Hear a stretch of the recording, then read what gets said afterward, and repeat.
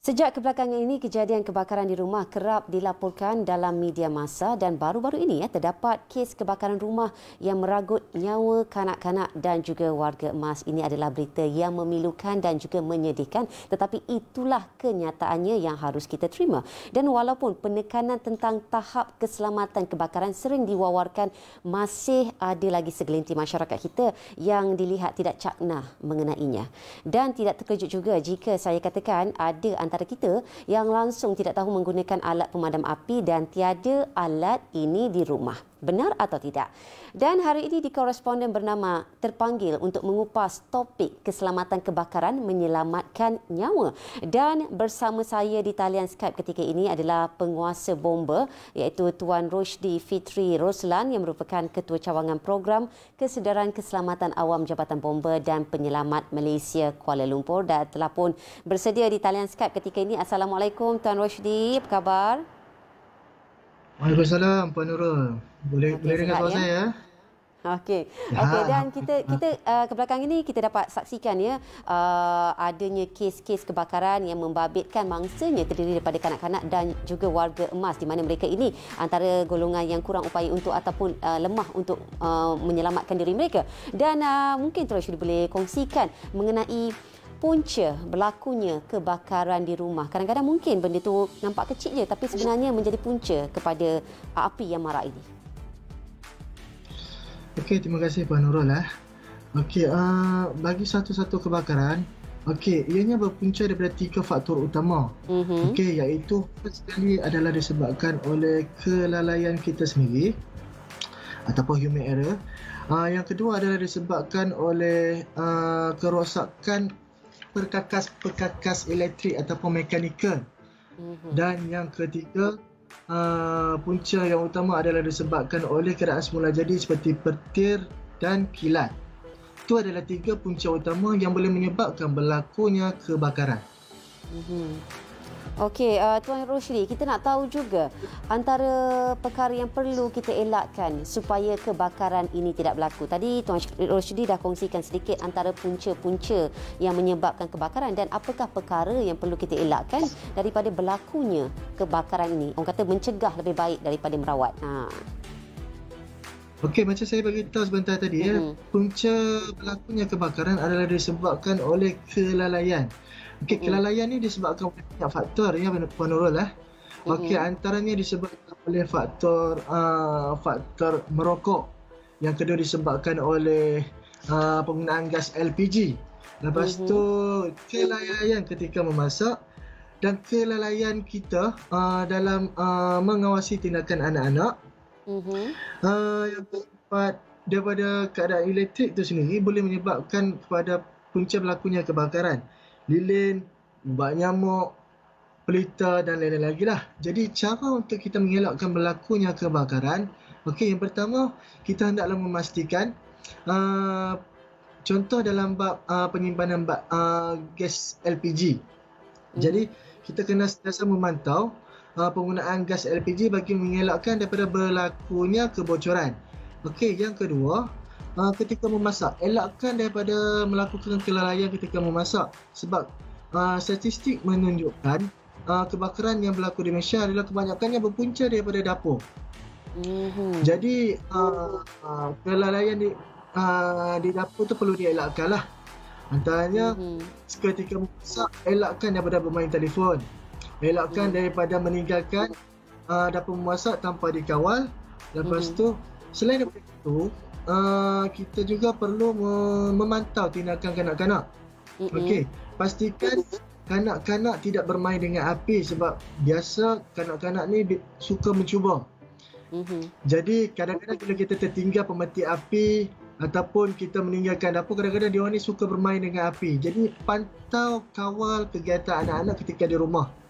Selain daripada itu, bagi mengelakkan berlakunya kebakaran juga Nurul, pastikan kita tidak menggunakan peralatan elektrik yang berlebihan. Contohnya menggunakan extension plug.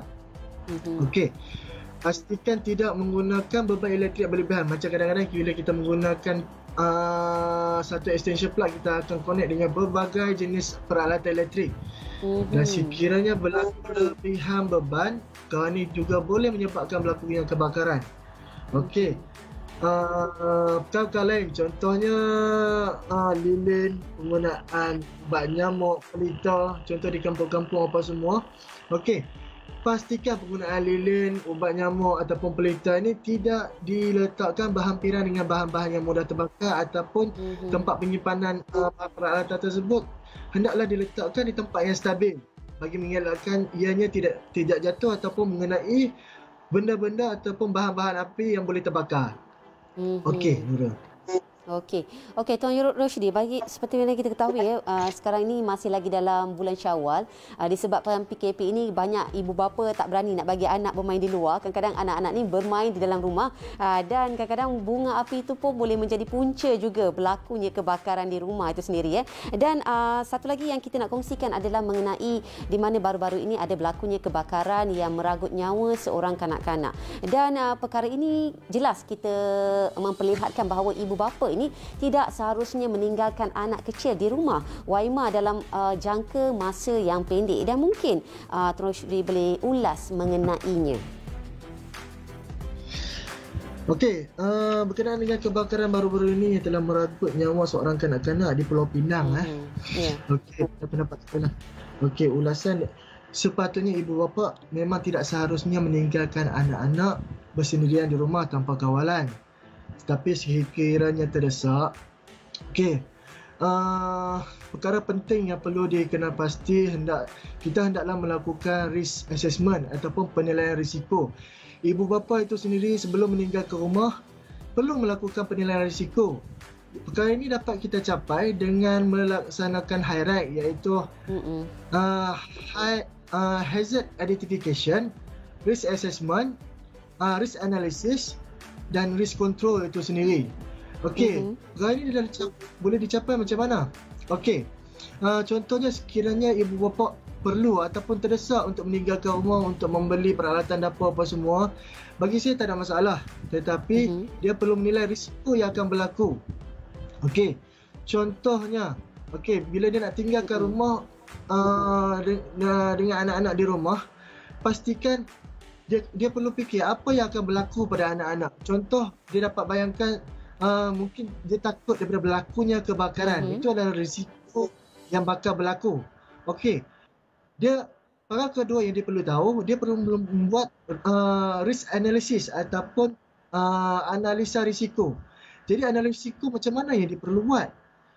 Okey, dia hendaklah memastikan bahaya-bahaya kebakaran ataupun punca-punca kebakaran yang saya sebutkan sebentar tadi. Contohnya dapur, contohnya lilin, pemati api. Cuba alihkan bahaya-bahaya risiko ni daripada rumah sebelum meninggalkan rumah. Dan last sekali, risk control. Itu adalah kawalan yang kita buat. Iaitu kita mengelakkan perkara-perkara risiko-risiko ataupun hazard-hazard ni daripada ada di rumah. Jadi insya-Allah sekiranya risk assessment ataupun penilaian risiko ni kita buat dengan baik, kita akan terpelihara dari bahaya kebakaran, dan anak-anak kita yang kita tinggal dekat rumah pun insya-Allah akan selamat. Okey, itu dia. Dan Tuan Roshdi, seperti mana kita ketahui musim PKP ini banyak mereka perlu bekerja di rumah dan banyak mereka tinggal di rumah dan pastinya menggunakan elektrik yang lebih tinggi berbanding sebelum ini, kan? Dan apakah tindakan utama yang perlu dibuat sekiranya jika kebakaran berlaku di dalam rumah? Okey, perkara yang perlu kita buat sekiranya berlaku kebakaran di rumah. First sekali, sekiranya kebakaran itu dapat dikawal, cuba untuk memadamkan kebakaran.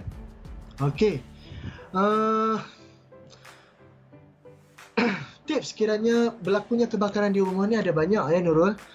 Antaranya, first, sekiranya berlaku kebakaran dan sekiranya kita terperangkap di dalam bilik, pastikan kita tutup pintu bilik.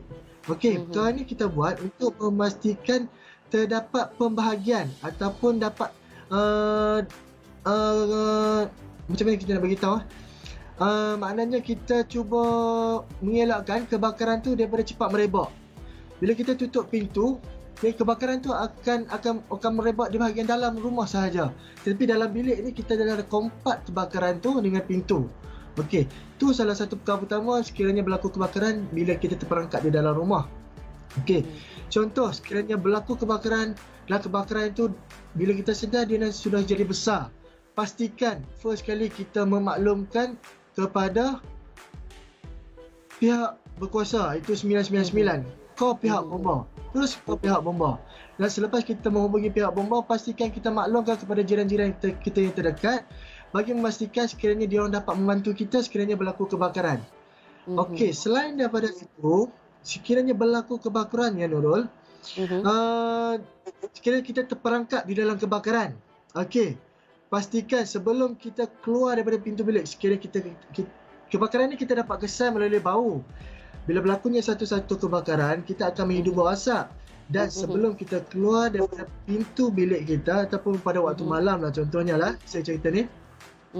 Sebelum kita pegang pintu, rasai bahang haba daripada kebakaran itu pada pintu bilik. Sebelum kita keluar daripada bilik. Ini bagi mengelakkan kita disambar api sekiranya berlaku kebakaran di luar daripada bilik kita. Boleh nampak Nurul Okey, yang next, sekiranya berlaku kebakaran juga, elakkan daripada berdiri. Okey, sebab bila berlakunya satu kebakaran, asap akan memenuhi satu ruang. Dan kebanyakan kebakaran ataupun kematian yang berlaku disebabkan oleh kebakaran adalah berpunca daripada terhidu bau asap ataupun toksik yang disebabkan oleh asap itu sendiri.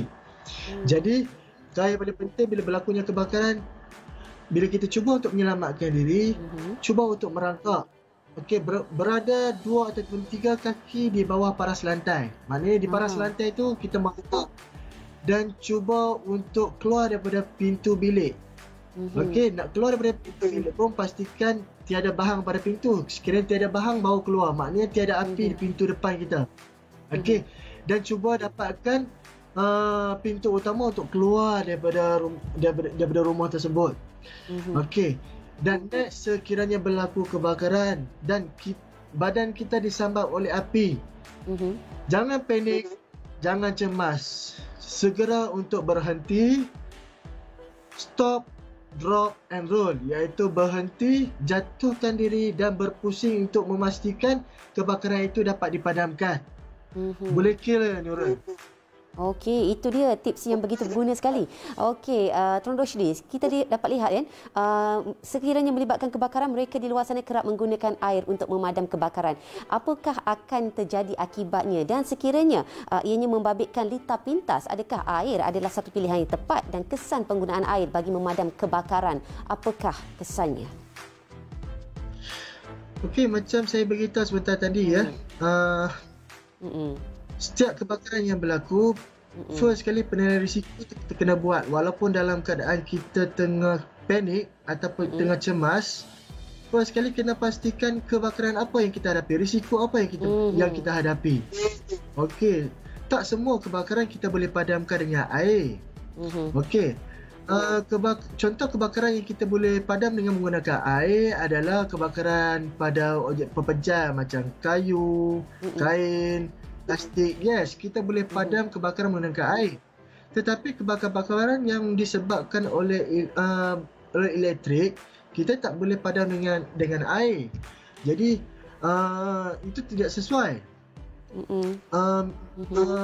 Peralatan yang alat pemadam api yang kita boleh gunakan untuk memadamkan kebakaran yang berpunca daripada elektrik adalah alat pemadam api jenis karbon dioksida. Okey. Tapi tak semua rumah dilengkapi dengan alat pemadam api karbon dioksida ataupun CO2. Okey, kita juga boleh menggunakan pemadam api jenis debu kering ataupun dry powder. Alat pemadam api ni sekiranya kita duduk di rumah-rumah flat atau di rumah pangsapuri, contohnya, kita boleh dapatkan di setiap tingkat pada bangunan itu sendiri sebab selalunya setiap rumah kediaman ini dilengkapi dengan alat pemadam api.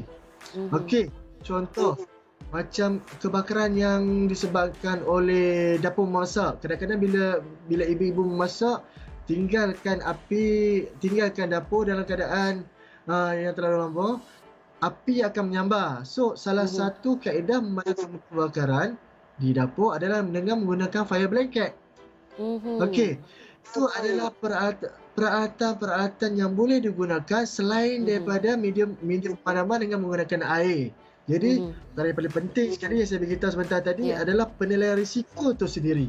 Boleh Itu dia. Itu dia. Okey, nampaknya masa begitu mencemburui kita, Tuan Roshdi, dan apapun terima kasih di atas ilmu dan juga tips yang diberikan kepada penonton di Koresponden Bernama bagi menangani kebakaran, dan insya-Allah tips itu merupakan tips berguna untuk anda menangani kebakaran kecil yang berlaku di dalam rumah daripada merebaknya api besar. Okey, terima kasih kepada Tuan Roshdi Fitri Roslan yang merupakan Ketua Cawangan Program Kesedaran Keselamatan Awam Jabatan Bomba dan Penyelamat Malaysia Kuala Lumpur di atas perkongsian itu tadi. Dan nampaknya Koresponden Bernama terpaksa berhenti sampai di sini sahaja. Saya Nur Hidayat Umul. Assalamualaikum, salam hormat dan sehingga berjumpa lagi.